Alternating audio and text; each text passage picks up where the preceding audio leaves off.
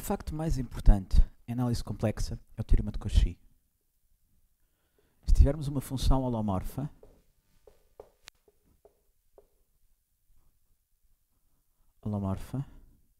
num conjunto aberto ômega e no seu bordo, então o integral de caminho ao longo do bordo é igual a zero. Em particular, se a região tiver buracos lá dentro, o bordo deve ser interpretado de forma a incluir também o contorno dos buracos do lado de dentro. Portanto, de acordo com a regra da mão direita, nós aqui queremos percorrer assim, e portanto este caminho vai passar assim. Aqui, de acordo com a regra da mão direita, nós queremos percorrer assim, portanto este caminho vai passar na direção aparentemente oposta, mas para quem está dentro da região, está a passar pela direita. Aqui tem que passar assim. Portanto, se fizermos o integral neste caminho de fora, mais este caminho contado ao contrário, mais este caminho contado ao contrário, tem que dar zero. Uma forma diferente de interpretar isto é pensarmos que, na verdade, temos o caminho grande cá fora. Agora fazemos aqui uma ponte, continuamos a contornar e fazemos outra ponte. E aqui também temos que fazer uma ponte para chegar aqui. Ou seja, o caminho que percorremos é este. Depois temos aqui uma ponte, vamos por aqui, uma ponte, vamos por aqui. Percorremos a ponte para trás, vamos por aqui, percorremos para trás. Nestas pontes, uma parte do caminho vai num sentido, outra vai no outro. Portanto, elas cancelam-se. Qual é o resultado final? É que os caminhos do lado de dentro realmente ficam a ser percorridos no que para nós parece o sentido contrário. Bom, há duas formas como podemos demonstrar isto. Uma seria, vamos usar as equações de Cauchy-Riemann. O integral de f de z dz pode ser dx mais I dy ao longo daquele bordo. E, portanto, isto fica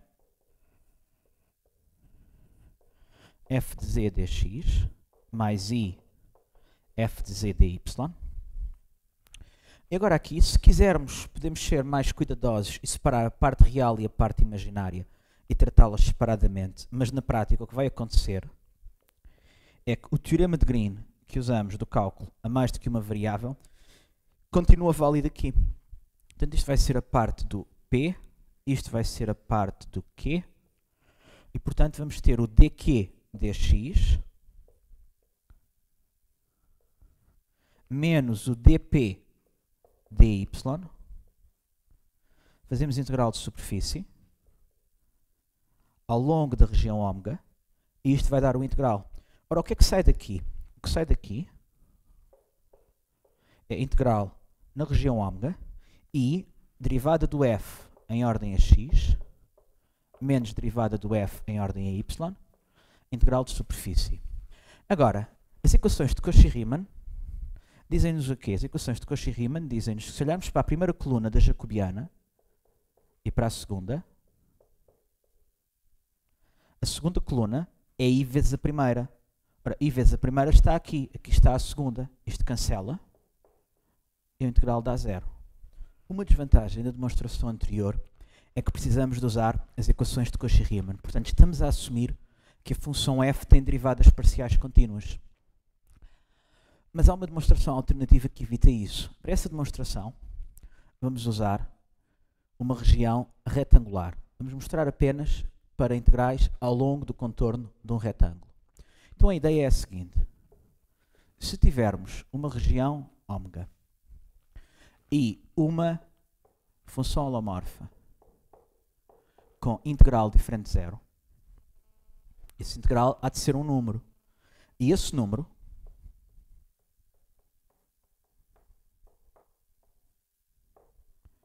há de ser maior que alguma constante vezes a área do retângulo.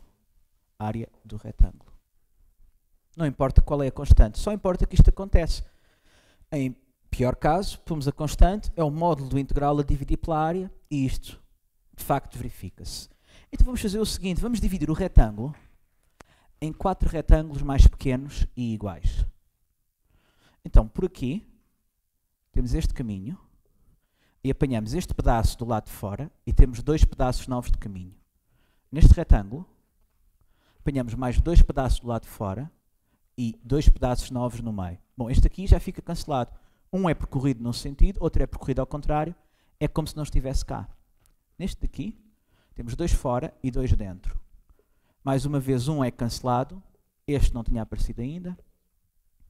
E no quarto retângulo, temos de novo 2 fora e 2 dentro. E os 2 de dentro cancelam 2 caminhos que estavam antes. Qual é a conclusão?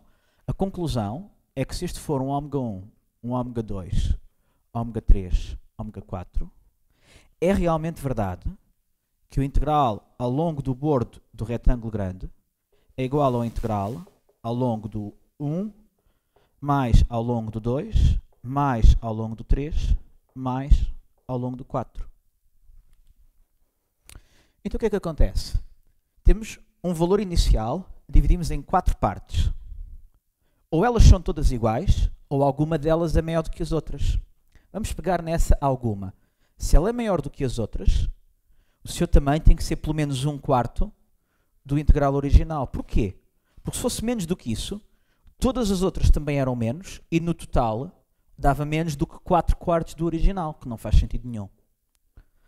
Para a área dos retângulos, temos a mesma coisa. Tínhamos uma área, dividimos em 4 iguais, e portanto, vamos pegar na região que deu origem ao maior integral.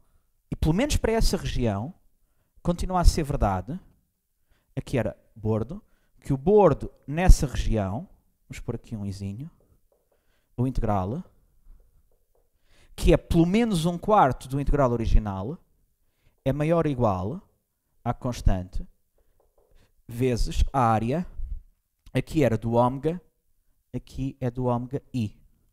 Portanto, este é pelo menos 1/4 daquele.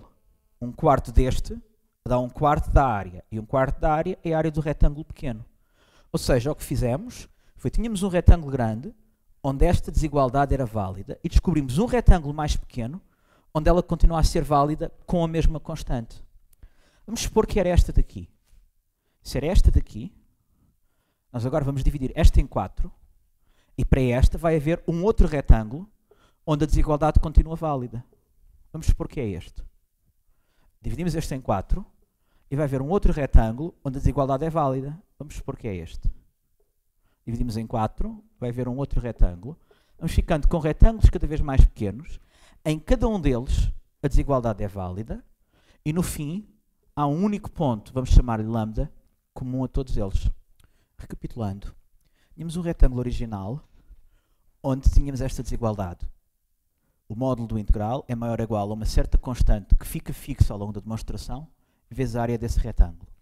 E o que fizemos foi, fomos dividindo sucessivamente, encontrando retângulos cada vez mais pequenos, e em cada um deles, isto verifica-se.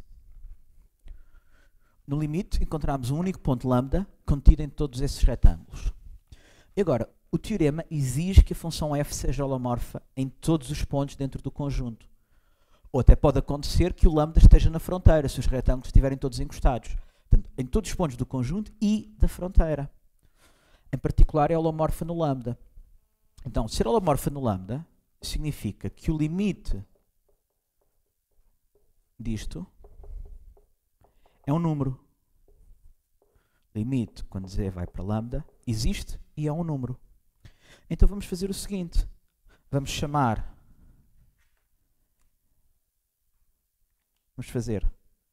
passar isto para este lado e dizer que o limite é 0. Vamos chamar a tudo isto que aqui está, vamos pôr com o mesmo denominador, f de z menos f de lambda menos m z menos lambda sobre z menos lambda. E o que estamos a dizer é, se isto tudo for uma função g de z, então f de z é igual a f de lambda mais m z menos lambda mais z menos lambda g de z.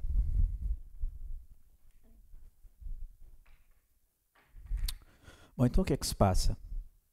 Como o limite é zero, qualquer que seja o epsilon que nós queremos, há um retângulo suficientemente pequeno para dentro desse retângulo isto ser menor que epsilon. Mas quem é isto?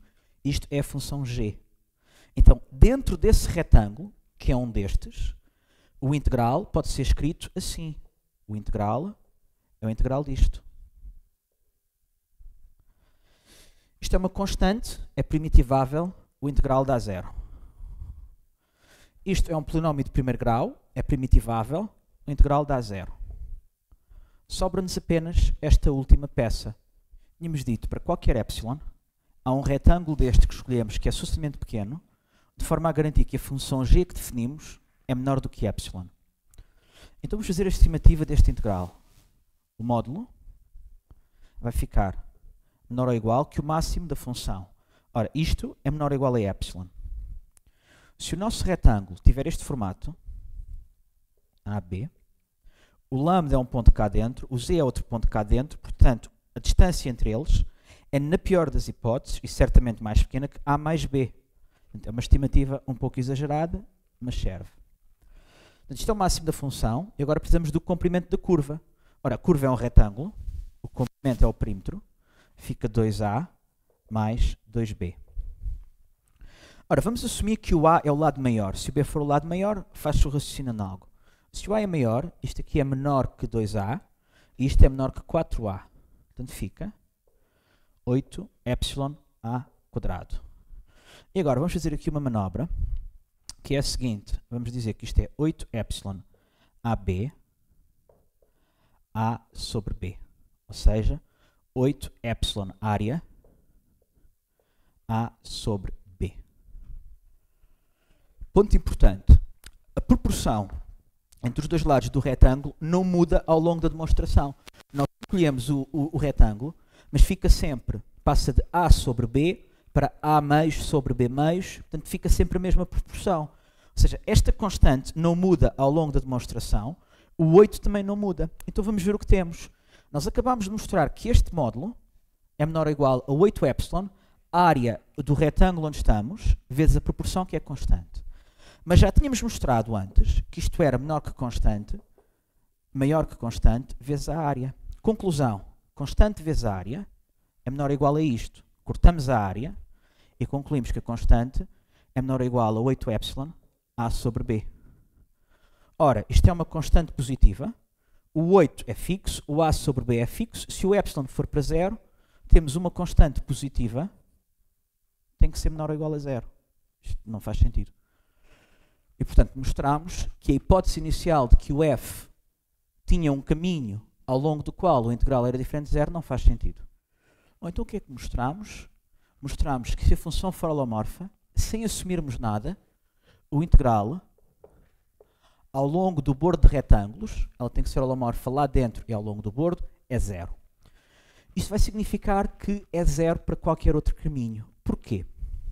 Bom, primeiro, vamos mostrar que se tivermos um caminho fechado, formado por segmentos horizontais e verticais e nada mais, o integral continua a dar zero. Porquê? Bom, vamos da esquerda para a direita. Da esquerda para a direita, vamos ter isto. Temos aqui um retângulo, neste retângulo dá zero. A seguir temos isto.